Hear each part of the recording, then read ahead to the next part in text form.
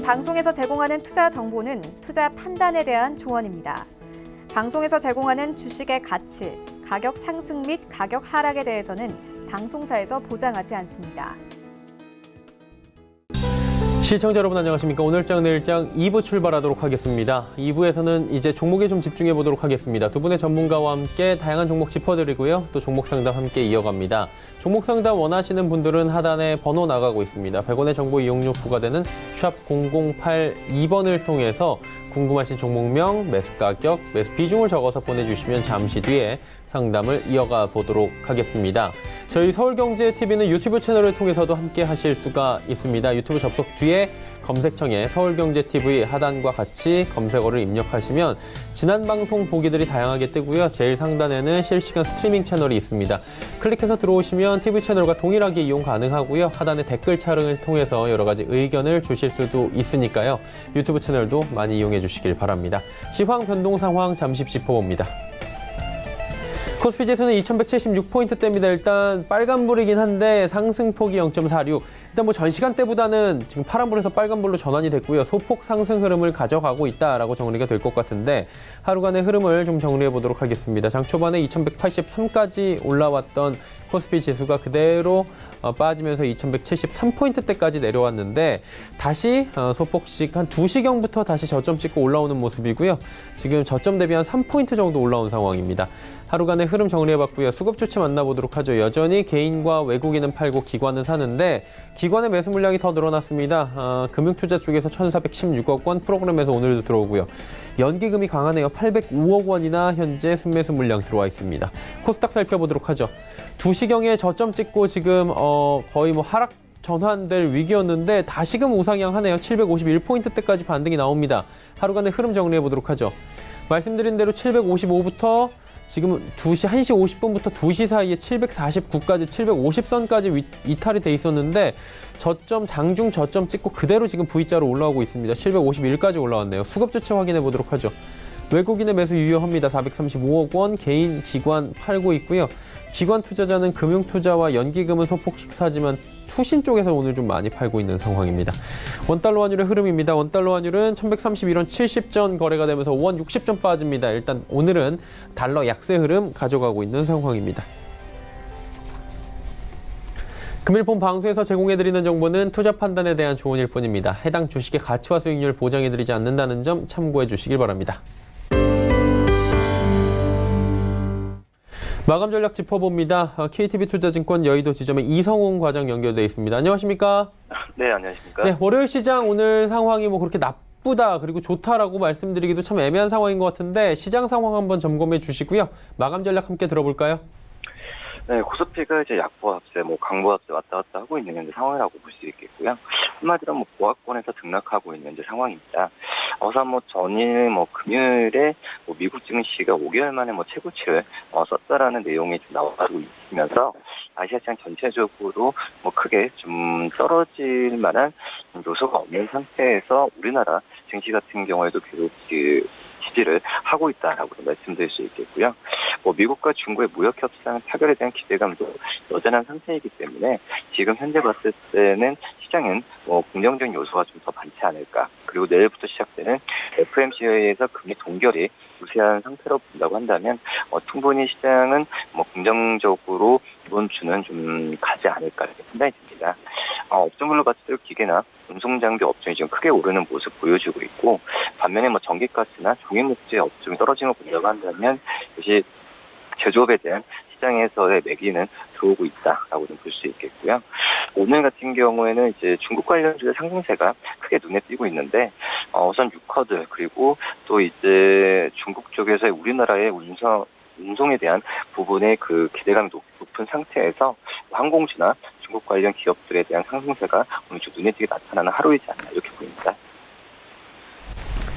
남은 시간 동안에 그렇다면 저희가 관심 갖고 지켜볼 만한 종목 보이십니까? 네, 한섬이라는 종목을 좀 말씀드리도록 하겠는데요.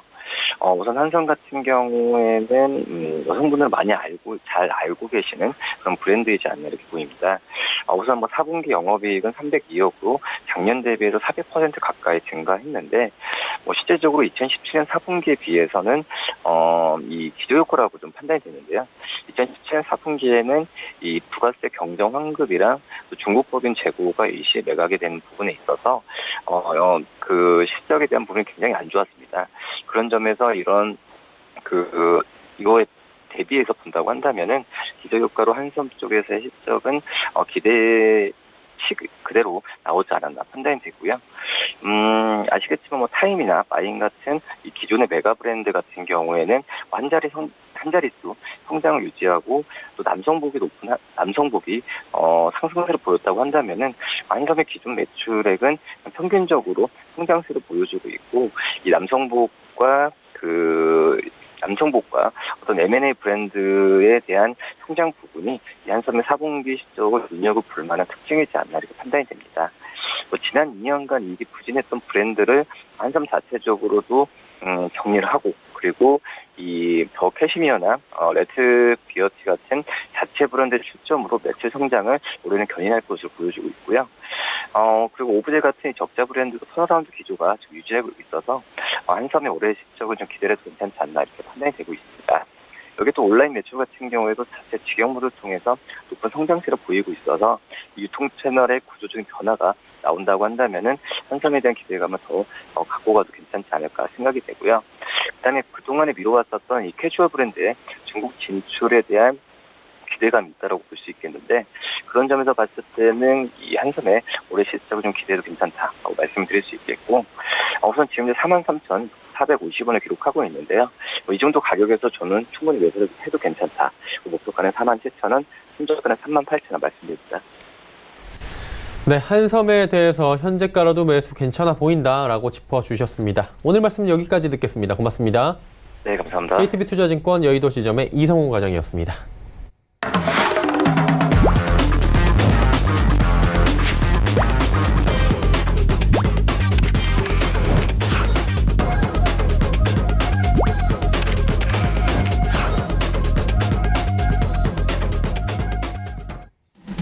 오늘 시간 일장 2부 함께하고 계십니다. 레벨업 트레이딩 타임 시간 본격적으로 출발합니다. 이 시간 함께하시는 두 분의 전문가 바로 소개해드립니다.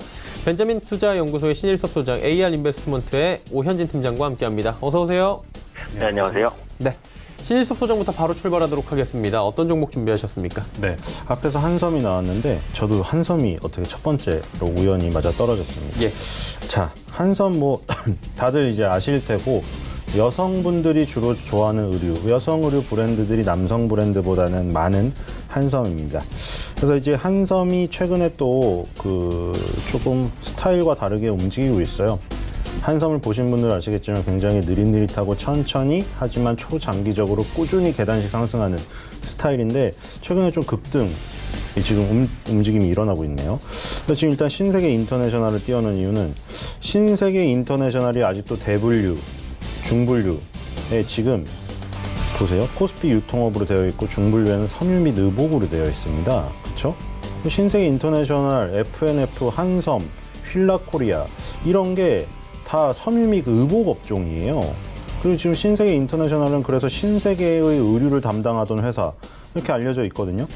수입을 해서 판다든가 자체 의류를 유통을 시킨다든가. 근데 지금 신세계 인터내셔널이 이렇게 급등을 하고 지금 30만 원을 돌파하는 지금 29만 9천 원에서 30만 원 왔다 갔다 하고 있는데 30만 3,500원까지 찍었습니다. 자, 이렇게 급등이 일어난 거는 신세계의 의류가 지금 대박이 나서 그런 게 아니라 지금 신세계의 화장품이 지금 대박이 났다는 소식, 면세점을 통해서 굉장히 안착에 성공을 했고 BD비치라는 브랜드를 수입해서 팔기 시작했는데 기초 화장까지 지금 퍼졌다. 색조에서 시작해서 그리고 정유경 화장품인 연작이 성공적으로 안착을 하고 이런 소식들이 다 작용을 해서 이런 30만 원 돌파가 일어났습니다. 그래서 저는 이제 한섬에 주목을 하는 게 일단은 탄탄하다.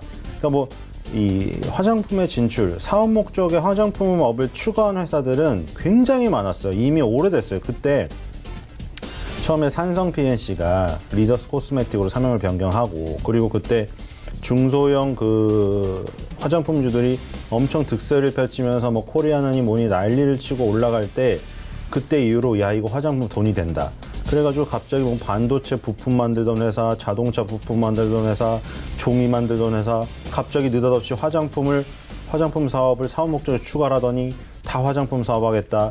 그런 회사가 정말 많았어요. 그러다가 다 이제 너도 나도 뛰어들다가 완전히 그 경쟁에서 도태된 거야. 이름도 없고 돈이 없었는데 화장품 사업을 그냥 돈이 된다고 하다가 망한 데 진짜 많았어요. 그래서 여기서 알 수 있는 거는 역시 대기업에서 안정적인 캐시카우를 가진 그 대기업이 어떤 신사업을 했을 때 살아날 확률이 훨씬 높다. 왜냐하면 유통망도 갖추고 있고 그리고 자기는 화장품하고 완전 동떨어진 사업이 아니라 연관해서 같이 할 수 있는 뭐 그 사업을 하고 있는 영위하고 있던 회사들이 하기 때문에 확률이 높았던 거다.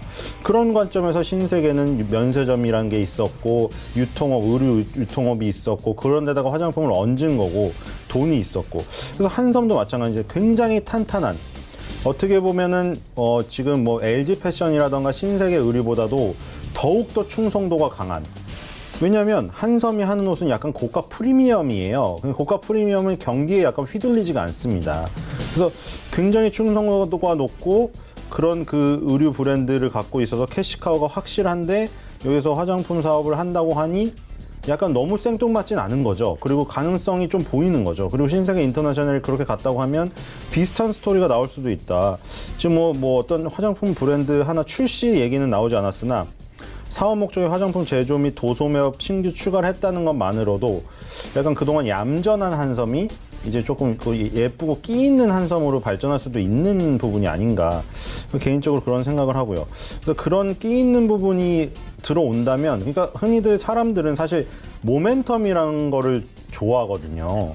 어떤 모멘텀이 들어와서 급작스럽게 움직이는 걸 사실 좋아해요. 뭐 초장기적으로 답답한 것을 좋아하는 사람들도 일부 있지만 그렇게 신선 노름하는 사람들, 뭐 그 사람들은 뭐 돈 많은 사람들이지 이러면서 야 좀 빠릿빠릿하게 다이나믹하게 움직일 수는 없냐? 그런 거 재료, 그러니까 그런 것들을 좋아하는 거예요. 그런 사람들에게는 이 재료, 이 이슈가 굉장히 한섬이 그렇게 얌전한 부분에서 끼 있는 아이로 변신할 수 있는 그런 부분이다. 그리고 지금 주가상으로 지금 뭐 4, 5년째 횡보를 하고 있는데 그 전에 5년 상승 후 이렇게 횡보를 하고 있습니다. 이제 장기적인 이동 평균선도 다 따라붙었어요. 10년선 이런 것들이 다 올라왔죠. 사실 한샘이 10년선을 그동안 깬 적은 2008년도 세계적인 금융 위기밖에 없습니다. 그때 블랙스완 같은 거 검은 백조는 매년 나타나지 않아요. 갑작스럽게 검은 백조가 태생적으로 나타날 수가 없는데 나온 거기 때문에 그거는 어떻게 보면 우연이라고 치는 겁니다. 그래서 그 정상적인 상황에서는 10년선을 깬 적이 없고 그래서 17, 18년도에 다 19년도 다 10년선이 저점이었고 지금도 다 꼬리를 달고 있죠. 이제는 밀어 올립니다. 이렇게 되면 10년선이 계속 올라가니까. 왜냐면 그동안 상승을 계속 해왔잖아요. 10년선에 반영이 된다고 하면 10년의 이동평균선은 올라가고 있는 거예요. 그래서 계속 올라가죠. 밀어 올려요. 더 이상 이제 선택을 해야 돼요. 한섬은. 10년선을 무너뜨리면서 2008년 금융위기 때만 나온 하락을 할 것인지 10년선이 밀어 올리니까 밀고 올라갈 것인지 자 선택을 해야 되는데 확률적으로 어디가 높으냐 당연히 확률적으로는 누가 봐도 지금 위기가 높은 거 아니겠습니까 지금 그래서 그런 부분으로 봤을 때 그런 찰나에 지금 이런 이슈가 나타났다는 거는 신세계 인터내셔널 같은 모습 물론 성질이 좀 틀리기 때문에 신세계 인터내셔널은 그렇게 느릿한 종목이 아니었어요. 원래 좀 탄력있게 움직이는 스타일이어서 아예 끼 있는 애들을 태생적으로 얌전한 애가 그렇게 변신할 수 없잖아요. 우리가 예를 봐도 그 주변에서 뭐 얌전한 애가 갑자기 끼 있게 뭐 클럽에 가지 않잖아요. 그러니까 그런 것들을 똑같이 기대할 수는 없지만 그런 부분을 흉내를 낼 수 있지 않을까. 한샘 목표가 6만 원, 목표가 6만 원이고 손절가는 4만 원으로 하도록 하겠습니다. 두 번째 종목은 유틸렉스입니다. 자, 최근에 바이오 벤처에서 주가가 너무 좋아요. 지금 참 희한하죠? 보세요. 셀트리온이 코스피를 이전할 때, 그리고 삼성바이오로스랑 함께 뭐 지금 바이오 업계를 주도하고 나가면서 이제 막 그 우리나라 바이오 산업이 커 나간다. 이랬을 때 삼성바이오로스, 셀트리온이 엄청 이제 주가가 갔죠. 그리고 이제 코스닥에는 신라젠이라는 뭐 흔히들 뭐 간라젠이라고 불리는 그런 그 엄청난 등장까지 이루어졌어요. 그 뜨거운 때가 지나고 지금은 우려가 나오고 있잖아요, 다들. 삼성바이오로스 사태도 겪었고 셀트리온은 어떤 한계에 부딪힌 것 같고 신라젠은 지금 재무적 이슈가 나오고 있고 자 그런데 지금 이런 지금 바이오 벤처 회사들, 그거보다 규모가 작고 이런 회사들은 주가가 아주 지금 폭풍 질주를 하고 있어요. 그러니까 지금 옛날에는 어떤 셀트리온, 삼성 바이오로직스 같은 대장주가 바이오 업종을 이끌어주고 그 우산 아래에서 얘네가 갔다고 하면 지금 완전 각계 격파식으로 가고 있어요. 이런 그 몸집 작은 회사들의 굉장히 가능성을 쳐주고 있습니다, 지금. 그래서 바이오 업종의 분위기가 너무나 좋죠. 그 중에 대표적인 주자가 또 유틸렉스예요. 지금 유틸렉스는 면역 항암 세포 치료제, 이거 항체 치료제 연구개발 사업 영위하는 건데, 자, 바이오는 용어가 되게 어렵죠. 자, 이럴 때 요즘에는 자료가 너무 많아요. 그래서 IR 고란 회사에서 이 회사들이 만들었던 IR 보고서를 다 PDF 자료로 올려주고 있기 때문에 여기를 하시면은 그냥 쉽게 아실 수가 있습니다. 지금 3세대 항암제, 면역 항암제를 개발하고 있는 거예요. 자, 1세대 화학 항암제와 2세대 표적 항암제. 여기까지가 과거형입니다. 여기 보면은 나오죠. 단점에 빨간색을 칠해놓은 게 장점을 부각시키기 위해서 빨간색으로 한 걸 거예요. 1세대 화학 항암제는 부작용이 심각해요. 우리 좀 그 가족분들 중에 암을 앓았던 기억을 되살려 보시면 너무 끔찍했잖아요. 사실 항암제를 맞고 나면 정말 사람이 피폐해지고 살이 다 빠지고 머리가 다 빠져요. 그래서 탈모, 구토, 합병증. 이거는 정상세포까지 다 죽여버리기 때문에 그런 거거든요. 그래서 이제 발전된 게 표적 항암제 2세대인데 이거는 특정 환자에게만 사용이 가능하고 처음에는 잘 듣는데 내성이 발생해버리기 때문에 계속 지속적으로 투여하면 효과가 없어져 버려요. 그래서 최근에 3세대 면역 항암제가 나왔습니다. 그래서 여기 특징이 모든 암에 적용이 가능하고 내성 획득률이 낮아요. 완치가 가능하고. 그래서 여기 유틸렉스가 보유한 파이프라인이라고 나오는데 면역 항암 항체 치료제와 세포 치료제가 있습니다. 이 면역 항암 항체 치료제는 면역 관문 억제제, 면역 관문 활성제 이런 것들이 나오고 이런 것들이 지금 다국적 제약사에서 보유한 항암제와 병용 치료를 했을 때 효과가 크기 때문에 우리나라 회사의 이런 회사들을 노리고 있는 거예요. 다국적 제약사가. 왜냐면 자기네가 이미 출시한 신약 항암제랑 요거를 했을 때 시너지 효과가 나거든요. 그래서 싸게 사오려고, 이런 기술력이 있는 회사들한테 돈 주고 사오려고. 그리고 면역항암 세포 치료제가 있는데 카티 세포 치료제, T 세포 치료제 이런 것들을 파이프라인으로 보유하고 있습니다. 유틸렉스의 기술이. 그래서 지금 이 3세대 항암제가 지금 각광을 받고 있어요. 왜냐면 1세대, 2세대에 비해 굉장히 어떤 강력한 효과가 있기 때문에. 그래서 여기서는 사실 노벨상을 수상한다 이런 얘기도 했지만 이건 약간 홍보로 좀 강하게 한 것 같고, 그래서 나중에 이제 발전을 하면 탈 수도 있겠죠. 어쨌든 지금 면역 항암제 시장이 굉장히 고속 성장을 하고 있기 때문에 이 유틸렉스의 기술이 지금 굉장히 돋보이고 있다. 그래서 다국적 제약사도 다 노리고 있습니다. 그래서 기술 수출이 만약 신약 개발이 단계가 안 되더라도 최근에 유행은 그런 거예요.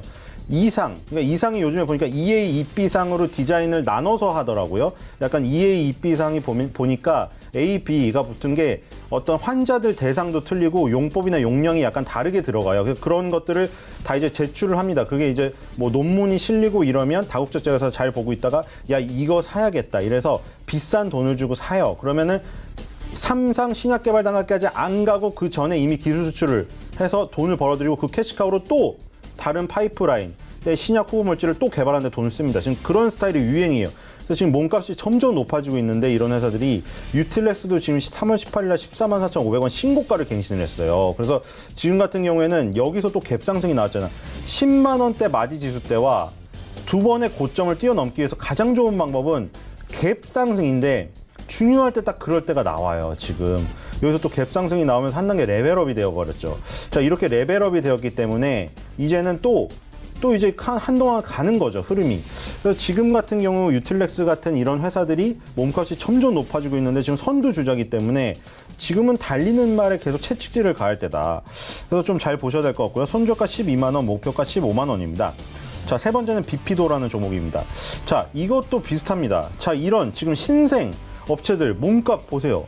자, 신라젠, 셀트리온, 삼성바이오로직스 큰 것들이 안 가도 바이오주들이 이렇게 활발한 이유는 신규 상장된 지 얼마 안 됐는데 기술력을 인정받아서 비싸게 팔릴 수 있을 만한 기업들이 지금 날아가고 있습니다. 자, 비피도는 뭐냐? 자, 여기도 이 자료가 있죠. 마이크로바이옴이라는 그 단어가 나옵니다. 강원도 홍천에서 본사가 있고요.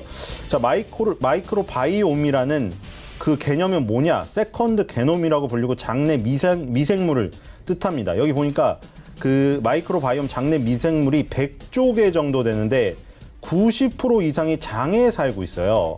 근데 이게 이게 만약 불균형이 이루면 우리가 뭐 프로바이오틱스라고 많이 먹잖아요. 장운동 활발해지라고. 근데 불균형과 관련된 다양한 질병이 있는데 거의 인간의 모든 질병이 관련되어 있어요. 그러니까 여기 마이크로 바이옴, 장내 미생물이 이상이 생기면 인간이 모든 질병에 걸린다는 거죠. 그러니까 이 유전 정보 전체, 이 마이크로 바이옴, 요거에 연관된 어떤 뭐 질병을 예방하는 기술이라던가 질병을 예방하는 제품 이런 것들을 내놓는 게 비피도입니다. 그래서 강원도 홍천에 3만 5천 리터 규모의 배양기 그리고 전문 생산시설을 보유하고 있고, 그리고 균주 그 배갈부터 고농축 대량 배양까지 가능하고, 최근에 배양 그 탱크를 기존 17대에서 26대로 증설했다고 합니다. 그리고 류마티스 관절염 치료를 위한 파마바이오틱스를 개발하고 있다. 이런 얘기들이 뒤에 다 자세하게 나와 있습니다. 그래서 이런 마이크로 바이옴에 관련된 우리나라의 유일한 회사라고 하는데, 여기서 이제 이 기술력이 점점 또 다국적 제약사라든가 이런 데서 되게 눈여겨보고 있다가 또 사갈 수가 있어요. 비피도는 오늘, 지금 아까 전에 그 유틸렉스도 오늘이죠. 오늘이에요. 그쵸? 유틸렉스도 오늘 신고가를 돌파했고, 비피도도 오늘 신고가를 돌파했어요. 자, 그럼 요즘의 대세는 이런 스타일이에요. 바이오 벤처, 아직 작고 상장한 지 얼마 안 됐는데, 그쵸? 급등하는 종목들. 이런 게 지금 완전히 그 리딩하고 있습니다. 바이오주를.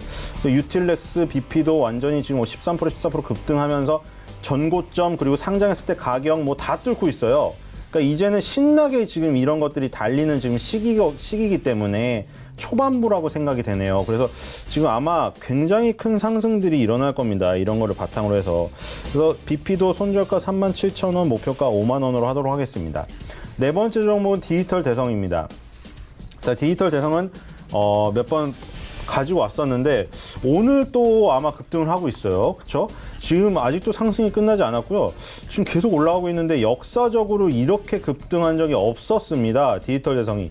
그때 연봉도 보여드렸지만 2003년과 2007년에 거대한 고점, 그리고 만원선이 있었는데 그거를 10년, 12년 만에 지금 뚫어내고 있다. 너무나 중요한 순간이죠. 여기가 뚫리면 12년, 13년간의 매물은 다 청산되는 겁니다. 한마디로 매물 적폐 청산이 이루어져요. 그러면 이제 새로운 시대로 나가는 거예요. 디지털 대성도. 지금 아직도 그 과정에 있어요. 지금 계속 계단식으로 상승하고 있죠.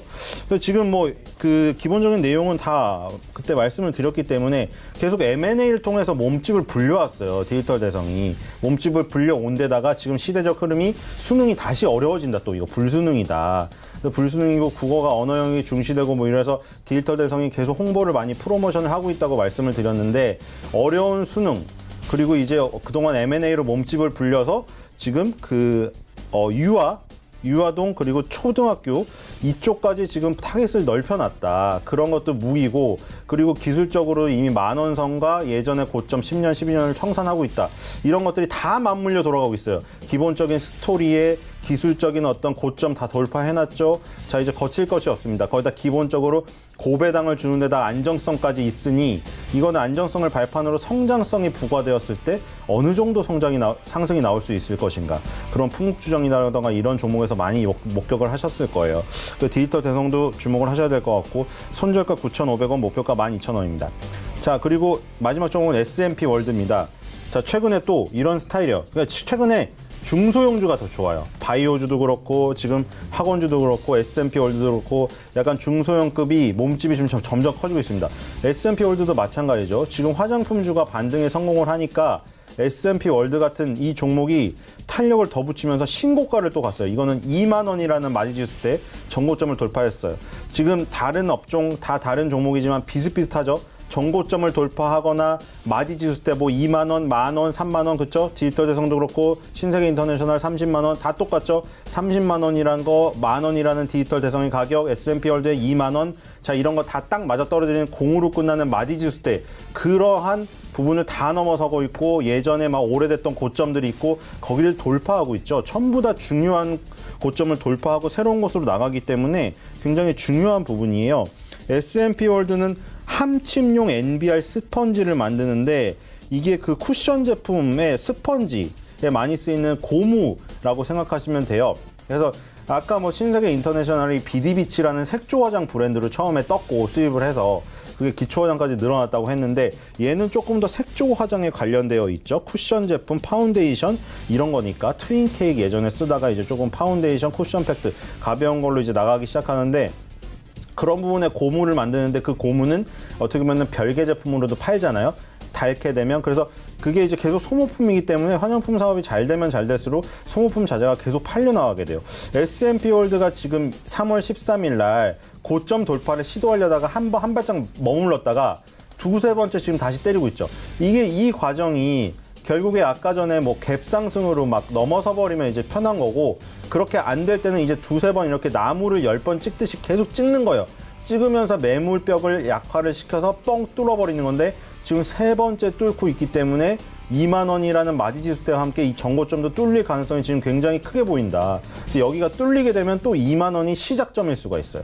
그래서 화장품주 중에서 지금 가장 다른 뭐 아모레퍼시픽이라던가 에이블 CNC도 밑에서 올라오고 있지만 얘네는 올라오고 있기 때문에 얘보다 불리하다고 생각이 됩니다. 왜냐면 올라오고 있으면 아예 또 위에 매물이 엄청나게 많아요. 기술적으로 뚫어야 될 게. S&P 홀딩은 위가 없어요. 여기만 뚫으면은 위에 머리가 너무 시원합니다. 그래서 좀 더 편하고 좀 더 수월하게 갈 수 있는 거 S&P 월드라고 생각이 되고요. 손절가는 19,000원, 목표가는 25,000원입니다. 네, S&P 월드까지 5종목에 대한 이야기 상세하게 남겨주셨습니다. 이번에 오현진 팀장 연결해서 준비하신 종목들 이야기 나눠보도록 하죠. 어떤 종목부터 출발할까요? 네, 첫 번째는 이제 교육주 중에서 메가 스터디를 보도록 하겠습니다. 일단은 뭐 작년에 흑자전환에 성공을 했습니다. 계약 시즌이기 때문에 이제 실적 개선 효과가 조금 더 드라마틱하게 보였다라는 상황이고요. 요즘에 보시면은 그 드라마 스카이캐슬이 좀 흥행을 많이 했죠. 그러면서 교육주에 대한 관심이 다시 한번 좀 환기된다라고 보시면 좋을 것 같고요. 사실 이제 교육주의 거시적인 환경은 좋지는 않습니다. 저출산으로 인해서 이제 학령 인구 자체가 상당히 많이 감소를 하고 있는 모습이고 앞으로도 이제 저출산은 빠른 개선은 거의 어렵다라고 봐야 될 것 같거든요. 그래서 차별적인 성장 전략을 짜는 게 중요한데 그 시장이 이제 온라인 시장이라는 거죠. 특히 2016년 그 일정 금액으로 모든 상품을 자유롭게 들을 수 있는 온라인 패스 상품을 출시하면서 성장에 대한 속도가 상당히 빨라지는 모습 확인이 되고 있습니다. 추가적으로 지금 교육업체들이 대부분 좀 가격을 낮추는 그러니까 박리담의 전략을 좀 취하려고 하고 있는데 메가스터디는 이제 반대로 가격 인상 전략을 취하고 있거든요. 그러면서 이제 프리미엄 정책을 시행하면서 차별화를 꾀하고 있다고 보시면 될 것 같습니다. 또 온라인 교육은 이제 오프라인 교육에 비해서 그 비용이 좀 적게 들고 그 전파 속도가 빠르다는 장점도 가지고 있죠. 앞으로도 온라인 교육에 포커스를 맞추면서 성장 이어가지 않을까라는 판단 가지고 있고요. 그 메가스터디 교육의 지분을 한 5% 정도 보유를 하고 있습니다. 네, 메가스터디 교육이 그 온라인 교육 콘텐츠 제공 업체죠. 그래서 민간 사업자 중에서는 매출액이 이제 가장 크다라고 보시면 될 것 같아요. 최근에 흐름도 좋았습니다. 그래서 그에 따른 지분 가치가 이제 메가스터디에도 반영이 된다면 주가 상승이 나타날 수 있을 것이다. 이렇게 이제 판단을 하고 있고요. 이미 이제 바닥 탈피가 시도가 되고 있는 상황이에요. 그래서 올해 초부터 현재까지 주가가 바닥권 대비 한 20% 정도 올라왔는데 아직까지 상승 여력은 충분하다라고 봅니다. 외국인의 수급도 조금씩 개선이 되는 모습들 확인이 되고 있기 때문에 접근 가능하다고 보고요. 오늘 종가 부근에서 매수하시게 된다면 목표가는 한 12,500원 정도가 기록 그 3월 8일에 기록했었던 고가까지 보시면 되겠고 손절가는 11,000원 정도 설정해 보도록 하겠습니다. 두 번째 종목은 LG전자입니다. LG전자가 사실 이제 개인 투자자분들을 굉장히 좀 힘들게 했었던 종목 중에 하나인데 지금부터는 확실히 좀 수급이 바뀌었어요. 긍정적으로 보셔도 괜찮을 것 같습니다. 일단은 국내 가전 판매가 호조를 보였죠. 특히 미세먼지 때문에 공기청정기 부분 매출이 굉장히 큰 폭 증가를 했습니다. LG전자가 생산하는 이 공기청정기 브랜드가 그 퓨리케어라는 브랜드인데 가격이 굉장히 비싸요. 100만 원 정도 하거든요. 근데 그럼에도 불구하고 3월 초에 이제 판매량이 전년 동기비 한 200% 이상 증가를 했습니다. 그래서 상반기에 판매량 증가 추세가 아마도 계속해서 이어질 것으로 보고 있고요. 올해 여름 같은 경우에도 폭염이 예상이 돼요. 그러면서 에어컨 수요도 이미 증가하고 있는 추세고 올해 LG전자 가전사업부 매출이 뭐 공기청정기라든지 에어컨 판매에 힘입어서 한 20조 정도 사상 최대치를 달성할 것으로 전망이 됩니다. 또 플래그십 스마트폰인 GA 신Q가 그 지난주에 예약 판매가 시작이 됐죠. LG전자의 스마트폰 사업부는 항상 이제 적자였기 때문에 이번에도 뭐 그렇게 크게 기대를 하진 않습니다만, 경쟁사라고 볼 수 있는 이제 아이폰이나 갤럭시가 굉장히 비싸요, 스마트폰이. 200만 원 호가하기 때문에 80만 원대 가격대가 오히려 가격 경쟁력이 있을 수 있다라는 생각도 듭니다. 그래서 스마트폰 부분의 적자 축소 기대감 한번 가져보고요. 또 하반기에는 그 자동차 전장 사업 매출도 확대될 수 있다고 보고 있어요. 전장 부분은 그 LG그룹 차원적으로 전폭적인 그 투자를 진행하고 있는 부분이고, 이번에 구강모 체제로 LG가 바뀌었죠. 그러면서 신사업 투자가 좀 확대될 수 있다라고 보고 있고요. 작년 말 기준으로 전장 부품 부분 수주 잔고가 50조입니다. 엄청난 규모죠. 그래서 내년에는 그 전장 부품 부분이 아마 흑자 전환 가능하지 않을까라는 판단을 가지고 있고요. 또 IT 대형주가 단기에 좀 많이 빠졌습니다. IT 업종이 전체적으로 좀 저가 매수가 유입이 될 수 있는 가능성이 있다고 보기 때문에 이런 부분도 LG전자에는 긍정적인 요인이지 않을까라는 판단을 가지고 있고요. 추세를 타고 가는 종목이기 때문에 기술적으로는 어려운 흐름은 아니라고 봅니다. 그래서 금일 종가 부근에서 매수 가능하다고 보겠고요. 목표가는 85,000원, 손절가는 75,000원 정도 잡아보도록 하겠습니다. 네, 세 번째 종목은 대보 마그네틱입니다.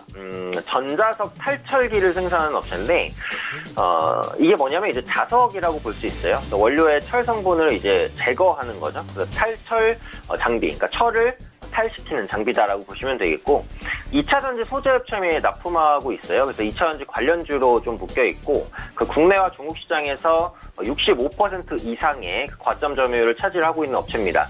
이 탈철 장비 같은 경우 그 불순물로 인한 그 발화 사고를 방지하고요, 또 수율을 상향시키는 효과가 있고요.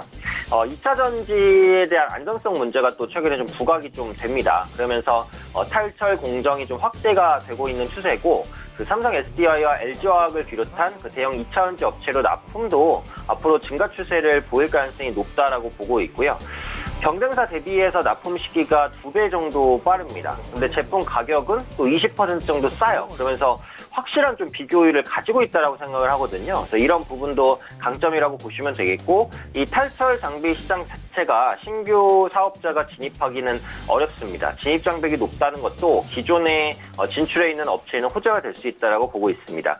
지금 신규 상장 이후에 급등과 급락 반복했는데 바닥 가지고 다시 올라가는 흐름이라고 보여져요. 5일 이평선 원만하게 타고 가고 있으니까 추세적인 상승 원만하게 나타나지 않을까라는 기대감 말씀드리도록 하겠고요. 금일 종가 부근에서 매수하시게 된다면 목표가는 한 72,000원 정도, 그리고 손절가는 한 64,000원 정도 좀 여유 있게 잡아보는 전략 좀 말씀드리도록 하겠습니다.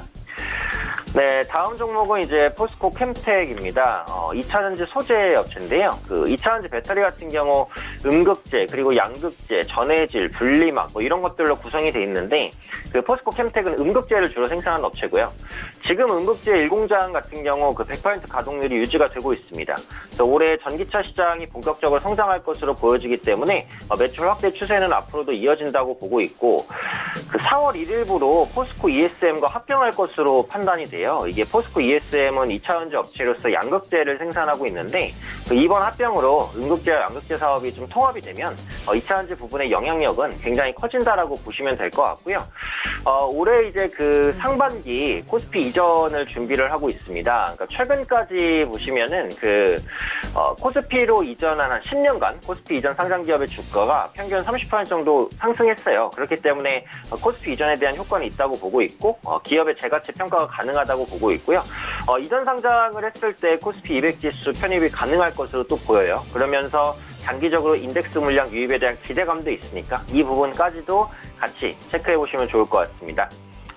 최근에 이제 조정이 나왔기 때문에 가격 매력이 생겼다라고 봅니다. 금일 종가에서 매수 가능하다고 보겠고요. 목표가는 2월 달에 있었던 고점 부근 7만 원 정도, 그리고 손절가는 박스권 하단이 이탈되는 가격이네요. 61,000원 정도 잡도록 하겠습니다. 네, 마지막 5번째 종목 보겠습니다. FNF입니다. 요즘에 의류주가 참 흐름이 좋은데, 그 이전에 그 FNF가 올라갈 때는 그 롱패딩 열풍 때문에 올라갔어요. 디스커버리에 이제 롱패딩이 많이 팔린다라고 하면서 좀 올라갔었는데, 최근에는 이제 롱패딩 인기가 확실히 꺾였고요. 최근의 실적 모멘텀은 MLB 브랜드입니다. 미국의 프로야구 라이선스 브랜드고, 특히 이 MLB가 또 중국에서 그렇게 인기가 높다고 하죠. 그래서 주요 상품으로 볼 수 있는 모자 그리고 신발 이런 잡화 중심으로 매출이 호조세를 보여주고 있고 앞으로는 이제 FNF가 그 의류까지 상품 카테고리를 확대할 것으로 보여져요. 실제로 한국 면세점에서 MLB 제품의 인기가 중국인 관광객에게 아주 높다라고 하고 있고 그 4월 중에 중국 온라인 쇼핑몰이죠. 티몰에 입점하면서 온라인 시장도 본격적으로 진출할 것으로 봅니다. 또 올해 그 북경과 상해에서 오프라인 사업을 확장하고 원달러 환율이 최근에 반등하는 모습들도 나타나고 있어요. 그래서 이런 부분들이 의류업체 그리고 FNF에는 긍정적이라고 봅니다. 지금 의류업체 중에서는 추세를 정말 잘 타고 가고 있는 종목이에요. 5일 이평선을 타면서 오늘도 추가 상승을 시도하고 있기 때문에 좀 달리는 말이 올라타는 전략 짜볼 수 있는 그런 기업이라고 생각을 합니다. 금일 종가에서 매수 가능합니다. 8만 원 근처가 되겠고요. 목표가는 9만 원, 손절가는 7만 5천 원 정도 잡아보도록 하겠습니다. 네, FNF까지 이야기 쭉 들어봤습니다. 단기 접근 종목들 이제 살펴보도록 하겠습니다. 지난 시간에 롯데칠성 말씀해 주셨는데 어땠습니까?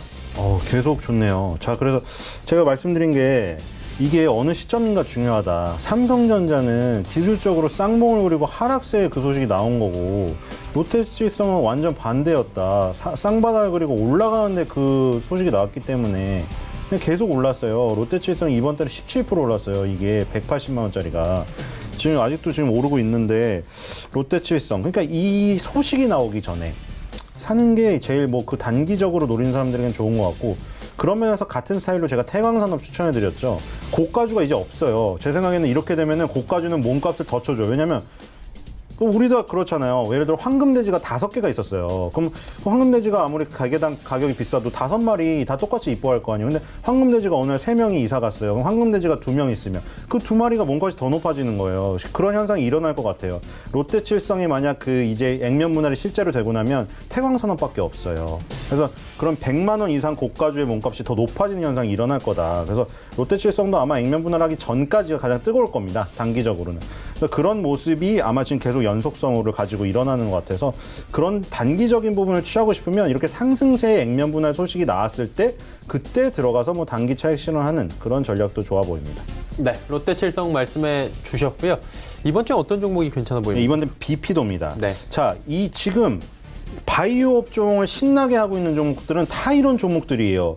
지금 오늘 올라가는 거 보세요. 유틸렉스 7.96%, 14만 4,500원까지 갔고 오늘 장중에는 셀리버리 지금 14.58, 지금 그렇죠. 지금 신고가를 기록하고 있죠, 이것도. 그리고 BP도 15.47. 자, 전부 다 급등하고 있는데 다 공통점은 상장한 지 얼마 안 된 바이오 벤처 회사들 그리고 각 분야에서 기술력을 내놓으면서 대부분 임상 A, EA, EB상 이 정도 진입해서 그 결과 가지고 논문에 실린 그 어떤 트랙 레코드를 지금 다국적 제약사라던가 각 나라의 식약청에 제시를 하고 있는 업체들이에요. 그러니까 그게 뭐 우리가 한미약품이나 유한양에서 많이 봤기 때문에 그런 것들 파이프라인만 가지고 어느 정도 임상이 진행됐을 때 비싸게 기술 수출을 해서 마일스톤으로 계속 꾸준히 분기마다 매년마다 돈을 받는 모습 그거를 갖다가 다시 신약에 투자하는 모습 그런 모습을 봤기 때문에 이런 그 모델이 지금 유행이구나. 그래서 지금 전부 다 공개 모집 성공해서 지금 뜨거운 청약 경쟁률을 기록을 하면서 상장했던 그런 지금 스타일입니다. 그런 것들이 지금 군단 형성에서 다 가고 있기 때문에 바이오주는 바로 이런 부류를 지금 노려야지 성공할 수가 있어요. 그래서 BP도 지금 바이오 벤처 그룹들이 초강세를 기록을 하고 있기 때문에 BP도도 지금 오늘 그 중에 하나다. 그래서 단기적으로 뭐 다이나믹함을 좋아하시는 분들은 이런 걸 해야죠. 그래서 손절가 37,000원, 목표가 5만 원 아까 제시를 했고요. BP도 단기 추천주로 한번 보시기 바랍니다. 네, BP도에 대해서 말씀을 해주셨고요. 오현진 팀장 만나봅니다. 지난 시간에 K사인 말씀해 주셨는데 결과 어떻습니까? 네, 일단 단기적으로는 수급 이탈이 나온 다음에 일단은 좀 반등인데 이게 보완주도 수단매라고 보여지고 있어요. 오늘 K선이라든지 라운시큐어가 밀리면서 다른 보완주가 올라갔고 오늘은 이제 보완주가 쌍끌이로 모두 올라갑니다. 특히 라운시큐어가 또 긍정적인 이슈가 나오면서 단기적인 급등을 하다 보니까 삼성 관련된 업체인 K사인도 상승하는 모습이죠. 일단 21평선이 이탈됐기 때문에 매도 관점이고 종목 교체로 좀 말씀을 드리기는 하는데 지금 당장 매도하실 필요는 없을 것 같아요. 일단 오늘 보안주가 전체적으로 반등을 보인다라는 부분, 그리고 삼성 관련된 종목군들, 그러니까 삼성과 협력사라든지 이런 관계 있는 종목군들이 상대적으로 더 강하고, 삼성이 지금 블랙체인 연계 기술에 성공했다 이런 이슈들이 좀 나오고 있기 때문에 앞으로 보안주가 좀 꾸준히 주목받을 수 있다라고 보거든요. 다만 단기적으로는 변동성이 좀 커졌으니까 주의하자라는 관점에서 종목 교체인데 지금 당장 매도하실 필요는 없을 것 같고요. 한 1,500원까지는 당겨줄 것 같습니다. 1,500원 정도까지 왔을 때 이제 매도하는 전략으로 보도록 하겠습니다. 네, K사인 1,500원 정도 왔을 때 매도하자라고 말씀해 주셨고요. 이번 주에는 저희가 볼만한 종목이 어떤 종목입니까? 네, 그래서 이번 주로는 이제 대보 마그네틱을 말씀드리겠습니다. 앞서 말씀드렸듯이 이제 그 탈출 장비 부분에 모멘텀이 있다라고 언급을 드렸었고, 이게 좀 안정적으로 갈 수 있는 종목이라는 생각은 들어요. 보통 신규 상장주들이 신규 상장 이후에 한 3개월 정도는 주가 변동성을 보이다가 그 이후에 주가가 안정되는데, 지금 상장된 지가 한 4, 5개월 정도 지났기 때문에 주가 안정화 시기는 끝났다라고 봅니다. 그래서 지금 위치에서는 충분히 매수가 들어올 수 있다라고 보고 있고, 이게 지금 바닥권에서 외국인 수급이 2월 달부터 들어왔어요. 그래서 최근에는 또 강력하게 들어오는 모습은 아니지만 어쨌든 추세 자체는 이제 유입이다, 이렇게 이제 봐주시면 좋을 것 같습니다. 그래서 현재 추세적인 상승을 조금 더 타지 않을까라는 생각이고요. 단기간에 수급이 강하게 유입될 수도 있으니까 좀 관심 있게 보시면 좋을 것 같습니다. 일단 거래량이 좀 적은 종목이라서 거래가 붙어주는 시기에 좀 급등할 수 있다라고 말씀드리고 싶겠고요. 아까 언급드린 대로 매수가 이제 금일 종가, 목표가 72,000원, 손절가 64,000원, 가격 전략으로 가져가 보도록 하겠습니다. 네, 대보 마그네틱 단기 접근 종목으로 추천을 해주셨습니다. 오늘 월요일장의 특징주들을 이제 바로 살펴보도록 하겠습니다. 신 소장님, 어떤 종목이 좀 특징적으로 보이십니까? 네, 오늘 파라다이스입니다. 아까 롯데칠성을 제가 자막을 탄산수처럼 시원한 상승세라고 했는데 마치 또 에너지 음료처럼 파워풀한 상승세가 나오고 있죠. 자, 파라다이스는 잭팟처럼 지금 시원한 상승세가 드디어 오랜만에 나옵니다.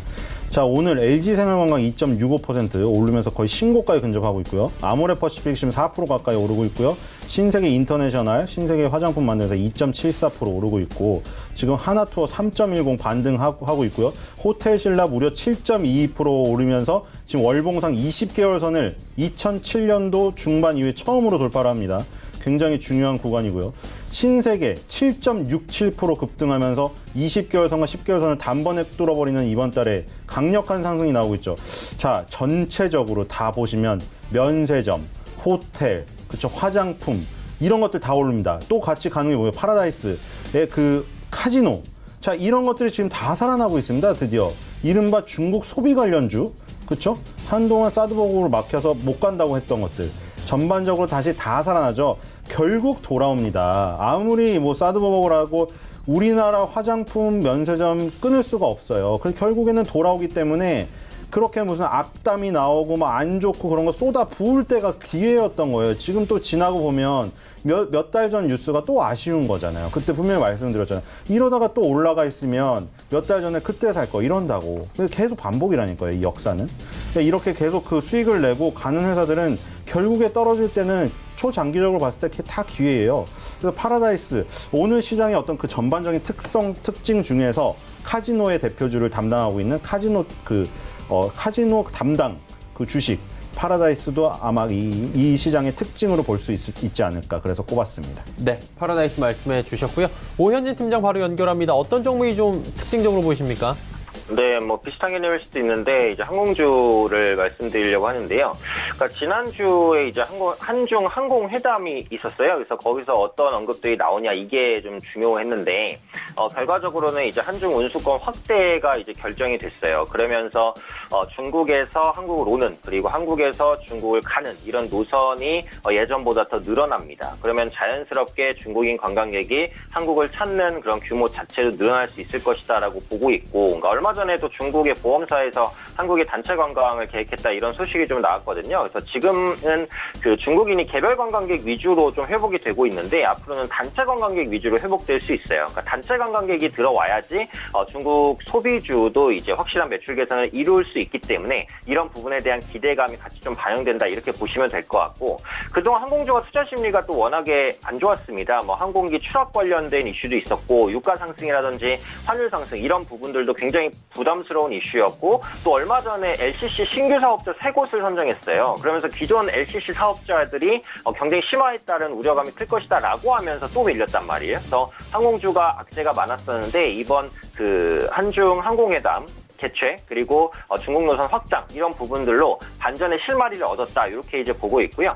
오늘은 웬만한 항공주가 다 올라가고 있습니다만 그래도 조금 더 주목해야 될 부분은 역시 저가항공사 LCC 항공사라고 봅니다. 해외 여행이 증가를 계속해서 하고 있는 추세인 건 맞는데 성장률은 대형 항공사보다는 확실히 좀 중저가 LCC 부분에 좀 맞춰 있다 이렇게 이제 판단을 하고 있고요. 가격적인 매력도 LCC 항공사가 조금 더 높은 구간이라고 보여지고 있어요. 그리고 신규 LCC 선정에 따른 부담감도 충분히 반영이 됐고 이번에 신규 선정을 했기 때문에 어차피 한동안은 신규 선정이 없을 거 아닙니까? 그래서 경쟁자 증가에 대한 우려감도 상당 부분 녹아있다. 그런 관점에서는 LCC 항공사 위주로는 앞으로 좀 저가 매수가 들어올 수 있기 때문에 좀 관심 있게 보시면 좋을 것 같습니다. 네. 시장의 특징주들까지 쭉 살펴봤습니다. 종목 상담 이제 바로 이어가도록 하겠습니다. 첫 번째 종목 바로 출발합니다. 알파홀딩스 종목이고요. 3379번님 12,350원 비중 20% 말씀해 주셨습니다. 진단 부탁드립니다 하셨는데 신 소장님 어떻습니까? 네, 이것도 뭐 한방을 노리고 한번 갖고 있어 봐야겠죠. 뭐냐면 지금 아까 전에 소개시켜드렸던 BP도라던가 오늘 한 거 뭐였죠?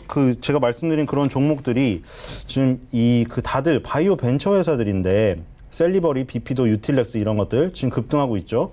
자, 근데 이제 이 알파홀딩스는 기본적으로 시스템 반도체업에서 굉장히 오래 종사하던 회사예요. 자, 이 회사도 최근에 또 IR을 했죠. 요즘에 이게 사람도 마찬가지죠. 어필을 해야 되죠. 어필을 적극적으로 해야 그 사람을 써주고 이러잖아요. 지금 회사들도 다 그래요. IR을 굉장히 열심히 해서 기관 투자자나 언론에 알려야죠. 그래야 회사가 알려지고, 그래서 투자자들이 많이 알고 투자를 하고, 그럼 돈이 들어오고, 그래야 됩니다.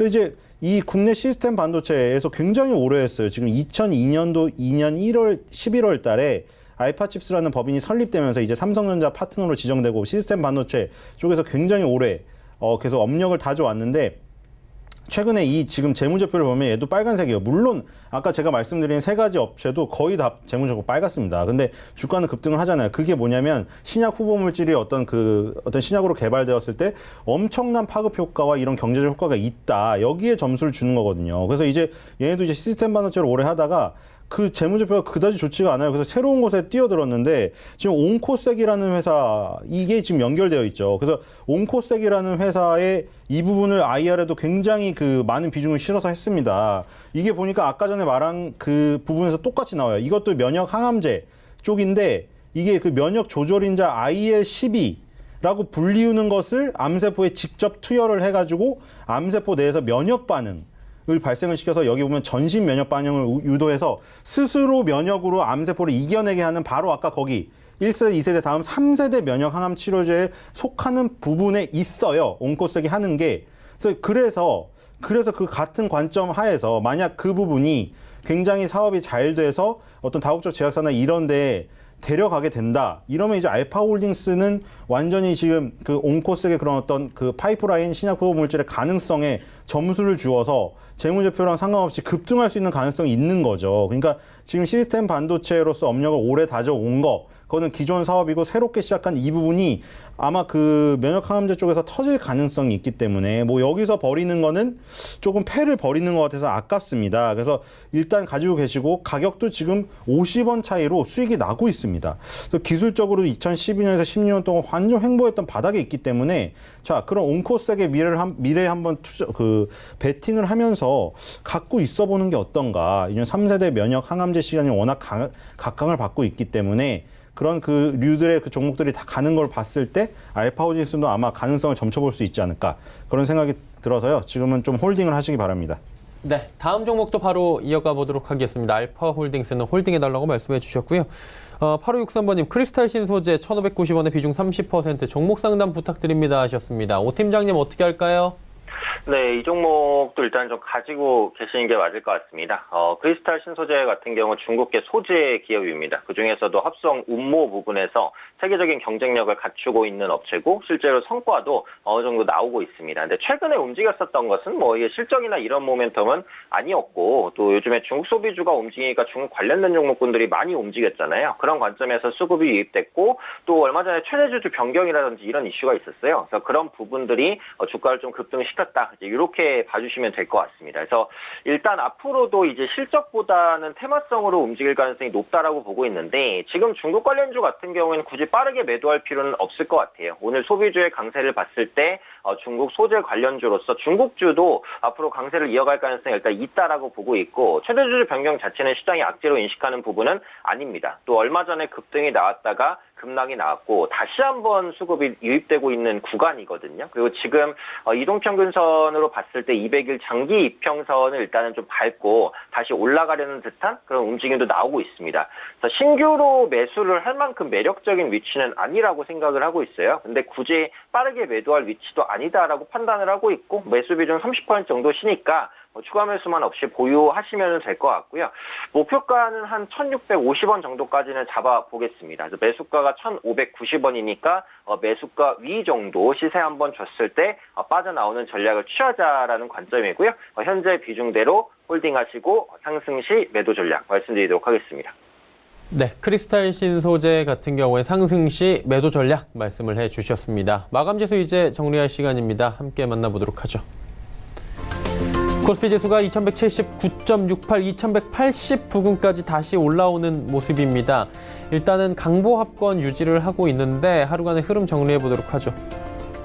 장 초반에 2180포인트 뚫고 올라가는가 싶었는데 그대로 미끄러지면서 2시경에 2173포인트대까지 밀렸습니다. 그리고 저점 찍고 장중 저점 찍고 다시 올라오면서 2180 향해 달려가고 있는 모습 포착이 됩니다. 수급 주체 확인해 보시면 개인 외국인 아직도 팔고 있네요. 개인 1713억 원 팔고 외국인 890억 원 팝니다. 기관의 매수 물량 더 늘어났는데 2,521억 원 가운데 금융투자가 1,577억 원, 연기금이 무려 822억 원을 삽니다. 투신 쪽에서의 물량이 256억 원 정도 많지는 않지만 좀 계속해서 지속적으로 나오는 모습이고요.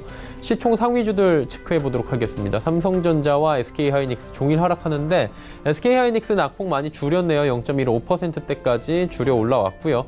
현대차 상승폭 소폭 더 늘리면서 2.48% 올라옵니다. 오늘 운송장비 업종들 전체적으로 괜찮고요. 관련 수소차 업종들도 테마로 잘 움직입니다. LG화학 1.21% 빠집니다. 다음 살펴보도록 하죠. 자, 셀트리온부터 한국전력까지도 모두 하락하는 가운데 LG생활건강이 140만 원 부근까지 현재 올라왔는데 일단 중국 관련 소비주들 LG생건을 필두로 해서 아모레퍼시픽, 호텔신라, 신세계 인터내셔널까지 전체적으로 오늘 급등 흐름 나오고 있습니다. 다음 살펴볼까요? 코스닥은 752까지 올라옵니다. 상승폭 소폭 더 늘렸는데 하루간의 흐름 코스닥도 마지막으로 정리해 보도록 하죠. 755까지 올라갔던 시장이 749까지 내려옵니다. 역시나 2시경에 이렇게까지 빠졌고요. 2시 한 30분경에 249까지 빠졌네요. 이후에 V자 모양으로 다시 올라오면서 상승 전환했고요. 상승폭 소폭씩 더 키우면서 마감 예상이 됩니다. 수급 주체 보시면 외국인의 매수는 여전합니다. 523억 원 매수하고요.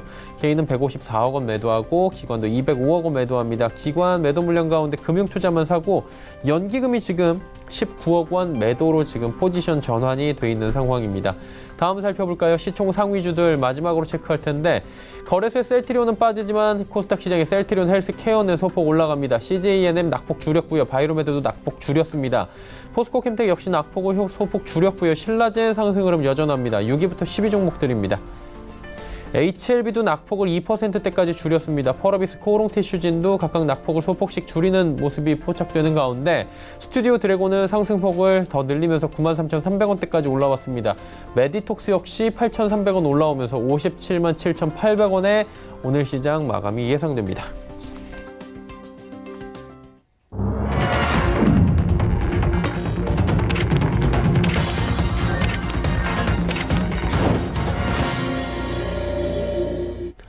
월요일 시장 모두 마감이 됐습니다. 장중에 어느 정도의 변동폭은 양시장 모두 있었는데 현재까지는 빨간불로 모두 끝난 것으로 집계가 되고 있습니다. 정확한 지수 나오기 전에 두 분과 함께 오늘 시장 점검해 보도록 하겠습니다. 신 소장님 어떻게 보셨습니까? 네, 오늘 그 지수는 별로 안 움직였으나 거래소는 거의 강보합이고 코스닥이 좀 더 움직였죠. 시장의 특징이에요. 코스피 소형주가 1% 오르면서 중형주, 대형주의 상승률을 압도했죠. 소형주 위주의 시장이고요. 그리고 코스닥은 지금 더 올랐는데 바이오주들이 아까 말한 바이오 벤처 회사들이 굉장히 좋으면서 지금 두각을 나타냈어요. 그래서 거래소에는 우리나라는 지금 중국 소비 관련주가 시가총액이 그렇게 크지 않기 때문에 드러나지 않고 화장품 업종이 화학 업종에 속해 있기 때문에 화장품 업종이 확 드러나진 않지만 종목별로 따져보면 그런 중국 소비 관련주들이 신나게 지금 움직였던 거죠. 지금 거래소 상승률 상위에도 10위 신세계가 7.67 급등했고요. 11위 호텔신라 7.33 급등했어요. 16위 애경산업도 거의 7% 가까이 올랐고 중국 소비 관련주들이 거래소에서 이끌었다. 중소형주를. 코스닥은 지금 아까 말씀드린 신규 상장된 지 얼마 안 된 바이오 벤처 회사들이 정말 몸값이 점점 높아지는 모습. 뭐 BP도 7위의 BP도 16.27%, 9위의 셀리버리 15.20%, 14위 뉴트리는 건강기능식품 화장품 업체로서 상장된 지 얼마 안 된 또 11.34%, 노바렉스 10%. 자, 이런 종목들이 지금 다 움직였습니다. 그래서 지금 이 중국 소비 관련주와 신규 상장된 지 얼마 안 된 뭐 건강기능식품 화장품주니 바이오주 이런 것들이 지금 굉장히 활발하게 움직이고 있다. 그래서 개인들이 좋아하는 지금 스타일이죠. 이런 것들을 적극 공략하면 수익이 굉장히 지금 많이 나고 할 게 많은 그런 부분이에요. 그래서 화장품, 바이오, 건강기능식품 이런 중소형주 쪽으로 공략을 하시면 좋은 결과가 있을 겁니다. 네, 알겠습니다. 오현진 팀장과 함께 이야기 나눠보도록 하죠. 시장 어떻게 보셨습니까? 네, 어떻게 보면 사실 지금 시장은 이제 지수가 뭐 그렇게 크게 중요하지 않은 시장이다. 뭐 이렇게 보셔도 될 것 같습니다. 지금 코스피든 코스닥이든 어디로든 방향을 잡기가 쉽지는 않은 위치라고 보고 있고 외국인과 기관이 코스피를 산다, 코스닥을 산다, 딱 이렇게 말하기도 어렵거든요. 그렇다면 이제 수급도 개별주를 쫓는 것이기 때문에 개인 투자분들께서도 어쩔 수 없이 시장보다 이제 종목에 집중하시는 그런 매매를 할 수밖에 없다. 이제 이렇게 보고 있고 지난주 금요일에는 대형주가 중소형주보다 강하기는 했어요. 그래서 오늘도 만약에 대형주가 조금 더 강했으면 이제 대형주로 매기가 좀 옮겨질 수 있겠구나라고 생각할 수 있었는데 오늘도 역시 중소형주가 강했습니다. 그런 만큼 아직까지는 중소형주 위주의 개별주 대응, 개별 모멘텀 플레이를 할 수밖에 없다. 이렇게 보셔야 될 것 같고요. 뭐 주목해볼 부분은 이제 실적이라고 생각을 합니다. 이제 조금 있으면은 1분기 프리 어닝 시즌에 진입한다. 이렇게 보시면 되겠는데 작년 4분기에 국내 기업의 실적이 상당히 안 좋았죠. 1분기도 좋지 않을 것으로 보입니다. 특히 그동안 견조했었던 수출이 반도체를 중심으로 꺾이고 있기 때문에 삼성전자, SK하이닉스의 실적 컨센서스가 굉장히 많이 내려갔고 다른 섹터도 크게 다르지는 않을 것으로 현재 보여지고 있습니다. 그런 만큼 실적이 좋아지는 섹터나 종목은 오히려 이제 두각을 나타낼 수 있어요. 실적이 좋아지는 종목 자체가 적다 보니까 실적이 좋아지는 종목이 있으면 그 종목에 수급이 강하게 유입될 수 있다는 부분 때문에 1분기 실적 컨센서스가 상향되는 종목을 선취매하시는 전략을 짜시는 것은 괜찮다라고 봅니다. 개별 모멘텀 플레이에 있어서 익숙한 전략이다라고 보고 있고요.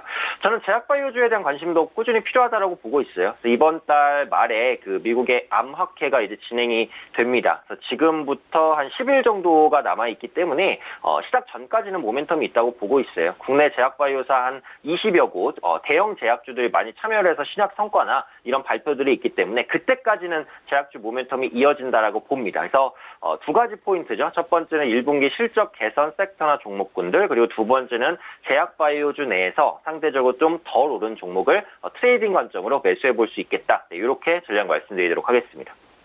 네, 시장에 대한 리뷰 그리고 전략들까지 함께 짚어주셨습니다. 두 분은 이쯤에서 보내드리도록 하겠습니다. 벤자민 투자연구소의 신일섭 소장, AR 인베스트먼트의 오현진 팀장과 함께했습니다. 고맙습니다. 감사합니다. 시장 이슈 바로 정리해 드리도록 하겠습니다. 그 전에 지수를 좀 보고 가도록 하죠. 코스피가 0.16% 소폭 올랐습니다. 2179.49포인트로 거래를 마쳤고요. 코스닥 살펴봅니다. 0.64% 장 후반에 힘을 조금 더 내면서 753.13포인트에 거래를 마쳤습니다. 원달러 환율도 짚어봅니다. 5원 20전 내려가면서 오늘은 원화 강세 흐름 이어갔습니다. 1132원 10전에 거래가 마감이 됐습니다. 김동섭의 마켓뷰 바로 출발합니다.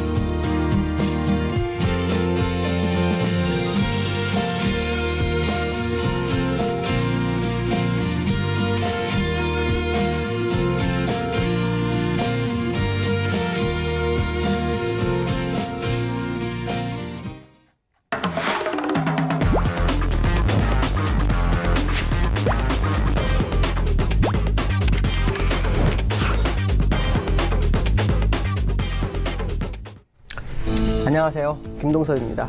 또 한 주가 시작이 됐습니다. 지난주 금요일날 미국 시장이 상승을 했지만 국내장 같은 경우에는 이제 상승과 하락을 반복하면서 약간 강세로 마감하는 시장의 모습이 나왔죠.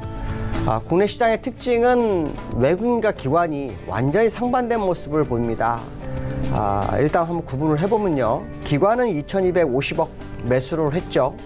근데 외국인은 450억 매도를 합니다. 또 코스닥도 외국인 550억을 매수했는데 기관은 180억을 팝니다. 선물 보면 외국인은 1250억을 사는데 기관 1400억 삽니다. 선물은 팔고요. 그 다음에 프로그램 매수에도 차익에서 기관은 매수를 하는데 외국인은 비차익에서 매도를 합니다. 그래서 기관과 외인이 오늘 힘겨루기를 한 상반된 행보가 진행이 됐다. 사실 오늘 외국인들이 좀 매수를 해주고 기관이 좀 팔았다면 더 기대치가 큰데 외국인들은 매도 쪽에 일변도로 갔다는 것이 좀 부담스럽다라고 말씀드릴 수 있고요. 기관이 2250억을 샀기 때문에 사실은 선물에서 외국인이 좀 매수를 해줬다면 시장의 방향성이 상당히 좀 커질 수 있는 상황이었는데 그렇지 못한 것이 좀 아쉽다라고 말씀드릴 수 있을 것 같습니다. 자, 기관 중에서는 항상 제가 보라는 건 연기금이라고 그랬죠. 연기금이 지난주 금요일 이어서 오늘까지 매수를 합니다. 오늘 한 560억 정도 매수하면서 시장의 방향성을 만들어주고 있는 모습이다라는 부분이 긍정적이다라고 말씀드릴 수 있을 것 같습니다. 글로벌 이슈에 대해서 좀 보도록 하죠. 글로벌 이슈는 이번 주에 이벤트에 관심을 가져야겠죠. 이번 주 이벤트는 19일하고 20일 날 FMC 회의가 있습니다. 이 FMC 회의가 왜 중요할까에 대한 생각을 많이 해봐야 됩니다. 이유는 미국 시장을 이끌었던 현재까지 이슈는 얼마 전까지 중국과 무역 협상에 대한 얘기가 주 포인트였죠. 그 다음에 나오기 시작한 게 수면 밑으로 중국과 무역 협상이 내려앉으면서 지표가 시장의 방향성을 재겠습니다. 그래서 건설 지출이라든가 내구재 같은 지표 가지고도 주가를 받치거나 상승시키는 미국 시장의 모습을 보였는데요. 이번 주에는 FOMC입니다. 결국 지표에서 다시 가는 것은 금리 쪽으로 흘러갈 것 같다라는 부분을 봐야 되겠죠. 자, FOMC에서 두 개를 봐야 되는데 하나는 대차도 지표를 언제 멈출 것인지 축소에 멈추는 것이 언제쯤 될 것인지를 확인해야 될 것 같고요. 두 번째는 금리 인상의 가장 중요한 바로미터 점도표를 확인해야 됩니다. 연준에서는 금리를 계속해서 동결적으로 가져간다는 얘기도 있지만 일부에서는 여전히 올해 1회 이상 금리 인상 가능성을 얘기를 하죠. 그렇기 때문에 점도표가 어디에 찍히는지, 올해에 찍히는지 아니면 올해는 넘어가고 내년에 찍히는지 여기에 따라서 시장의 방향성은 갈릴 수 있죠. 유로존 같은 경우에도 TLTRO를 통해서 장기 대출 프로그램을 진행하죠. 중국도 경기 부양을 하고 있습니다. 그렇다면 미국이 고용이 안 좋아지고 또 실업률이 4주 만에 상승을 하고 최고치가 됐고 GDP도 역시 작년 이맘때보다 상당히 낮아지는 그런 상황이라면 연준이 이번 FOMC를 통해서 어떤 발언을 할지 이게 시장의 관전 포인트가 될 것 같습니다. 만약에 금리 동결이 올해 확실하다는 모습이 나온다면 시장은 어느 정도 환호를 하실 거고요. 만약에 올해도 금리에서 한 번은 가능하다라는 표현이 나온다면 일단 시장에서는 상당히 부담스러운 것으로 작용할 확률이 상당히 높습니다. 그러나 ECB까지도 양적 완화를 또 지속하려는 모습을 보인다면 미국 FOMC에서 좀 더 비둘기적인 발언이 나올지 이것이 시장에서 핵심 키포인트가 될 것 같다라고 말씀드릴 수 있는데요. 자, 기술적으로 보면 지난주 금요일 날 일단 양봉이 하나 나왔어요. 양봉이 나왔는데 제가 아마 21선 돌파 이게 되게 중요하다라고 했는데 돌파는 했는데 아슬아슬하죠. 후엑스팬도 요 캔들을 타고 갑니다. 그래서 일단 캔들과 이격이 좀 벌어진 상태이기 때문에 급격한 조정이 아니라면 일단 버티기 장사가 시장에 있을 수 있는 것이 현재의 다우의 모습이다라고 말씀드릴 수 있고요. 다만 다우에서 시장을 끌어올릴 만한 재료가 많이 나온다면 이번 주 목금 정도에 나와야 되니까 FOMC에서 나와야 되니까 좀 더 시장은 관망 모드가 진행될 수 있겠다라고 말씀드릴 수 있고요. 주봉 상태의 모습을 보면은 뚫지 못하고 내려와서 다시 올라갑니다. 여기를 뚫을지 정말 저는 모르겠습니다. 사실 이렇게 뚫어보는 거는 그렇게 많이 본 적이 없거든요. 종목에서는 볼 수 있어도 시장에 대한 매크로 환경의 지표인 다우라든가 코스피나 이런 데서는 잘 나오지 않는 차트이기 때문에 이 부분을 좀 봐야 될 것 같고요. 월봉 상태를 보시면 아직도 여전히 제가 계속 말씀드린 것처럼 헤드앤숄더의 모습은 그대로 유지하고 있습니다. 아랫꼬리가 생겼지만 월봉 완성되는 걸 봐야 되고 이 월봉이 완성되고 그 다음 달 월봉이 어떻게 나오는지가 되게 중요하겠죠. 어쨌든 아직도 이 월봉의 모습은 변화가 되지 않았다. 그러니까 일봉에서는 20에서 살짝 걸쳐놓고 돌파하는 모습 보였지만 주 추세들 월봉이나 주봉은 변함이 없는 정도의 모습을 가지고 있기 때문에 실제로 미국 시장은 여전히 안개 속이 아닐까. 물론 상대적으로 아시아나 글로벌 시장에 비해서는 굉장히 강세인 건 사실이나 일단 2013년도부터 추세적으로 목표치를 계산했을 때는 지금 목표치가 더 올라갈 수 있는 공간이 있을까에 대한 의문점은 꼭 가져야 되겠다라고 말씀드릴 수 있을 것 같습니다. 자, 두 번째 이슈는요.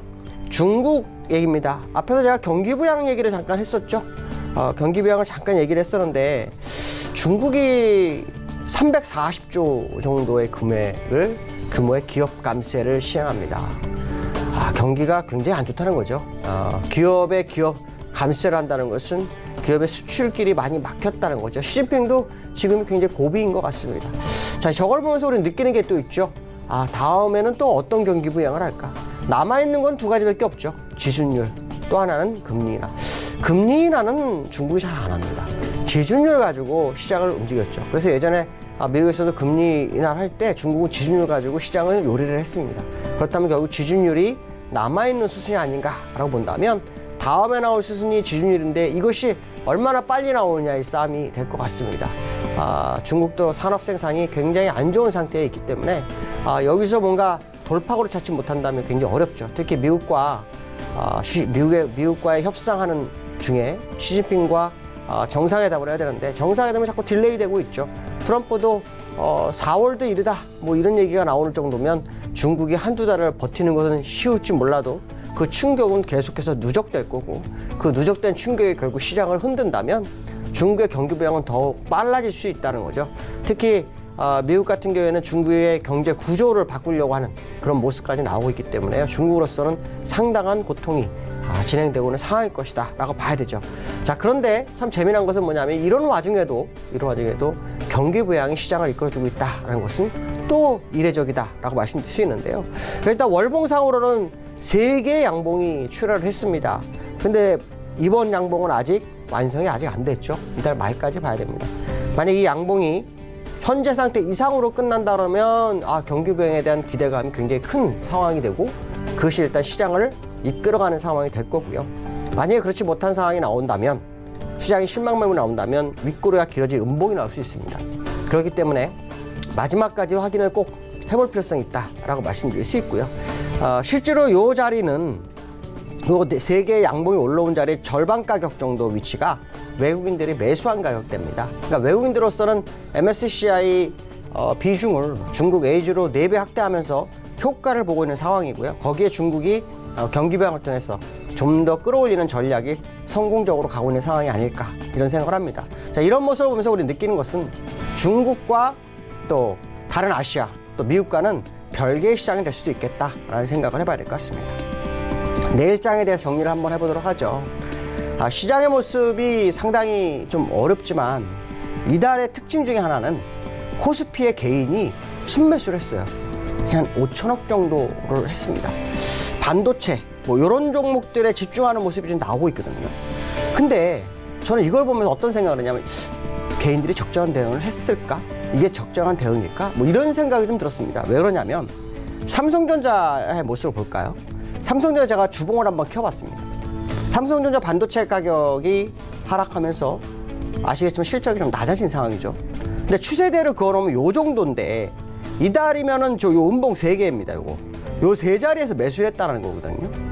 그럼 이달에 요 3개에서 매수했다는 거는 고점 때부터 받았다는 얘기니까 저점에서 받은 게 아니죠. 그렇다면 지금 여기서 많이 밀려 내려가는 모습이 나온다면 뭐 새로운 호재가 삼성전자에 터져서 삼성전자를 급격하게 끌어올리지 않는다면 지금 반도체에 투자한 개인들이 적절한 대응은 아닐 수도 있겠다라는 생각을 해봐야 되겠죠. 결국 삼성전자 기준으로 봤을 때 42,600원 정도가 혹시라도 밀려서 흘러내리는 모습이 나온다면 개인들은 상당히 조심을 해야 됩니다. 왜냐하면 삼성전자도 아시겠지만 가파르게 이렇게 올랐어요. 언제입니까? 1월 2일부터요. 여기까지 올랐습니다. 2월 18일까지 거의 6주를요. 끝없이 올라갔어요. 그런 상태에서 여기서 받기 시작했던 개인들 입장에서는 좀 더 내려가면 손실이 가중되죠. 그러면 결국은 시장을 끌어올렸던 외국인들이 개인들한테 물량을 다 던지는 격이기 때문에 개인들의 대응은 올바랐을까에 대한 생각을 한다면 그렇지 않을 수 있겠다라는 생각을 해봐야 될 것 같고요. 코스피 기준으로 한번 볼까요? 코스피 기준으로 보시면 4주면요. 여기서 왔습니다. 여기서. 3주. 요번 달 기준으로 보면 여기서 다 받은 건데 반등한 걸 보면 성공적으로 보이겠죠? 근데 산 종목들이 반도체라든가 아니면 개별 종목이라고 판단한다면 사실 그렇게 선방한 케이스는 아닐 수 있겠다라는 생각을 해봐야 되겠죠. 특히 코스피 기준으로 보시면 후엑스팬이 캔들에 걸려 있어요. 이렇게 뚫고 가는 경우가 있었으면 좋겠습니다. 근데 그렇게 많지 않았어요. 제 기억으로. 그렇기 때문에 여기서 만약에 뚫고 간다면 개인들은 성공적일 거고요. 만약에 여기서 밀려버린다 그러면 양호난으로 진입을 꼭 합니다. 양호를 진입하면 어떤 문제가 생기냐면 이 하락분만큼 양호를 기준으로 해서 다시 하락을 하게 됩니다. 원적으로 돌아가는 확률이 높습니다. 그러니까 개인들이 이달에 순매수 5천억을 했지만 이 5천억을 한 것이 개인들한테는 독약이 될 수도 있겠다는 생각을 해봐야 될 것 같고요. 물론 이것은 현재 시장 상황에 비춰서 얘기를 하는 거예요. 상황은 어떻게 돌아갈지는 모릅니다. 그러나 분명한 것은 우리나라 시장에 시장을 이끌 만한 재료가 있느냐를 판단한다면 개인들이 너무 빠른 대응을 한 거 아닌가. 그리고 그것이 또 금액도 일부 정보로 너무 많이 들어간 것이 아닐까 이런 생각을 해봐야 될 것 같습니다. 어려운 시장입니다. 오늘 아시아 시장 다 올랐는데 우리나라 시장은 또 이렇게 흔들리는 모습이 나오고 있죠. 자, 그만큼 시장에 차이가 있고 체력에 차이가 있다는 거는 한 번쯤 생각해봐야 될 것 같습니다. 오늘 여기까지 하겠습니다. 감사합니다.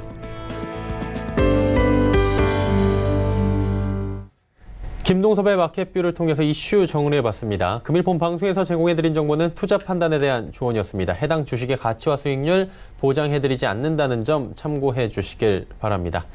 오늘장 내일장 저희가 준비한 소식은 여기까지입니다. 편안한 오후 시간 보내시길 바랍니다. 저희는 내일 오후 2시에 더욱 알찬 소식을 들고 찾아뵙도록 하겠습니다. 함께해 주신 여러분 고맙습니다.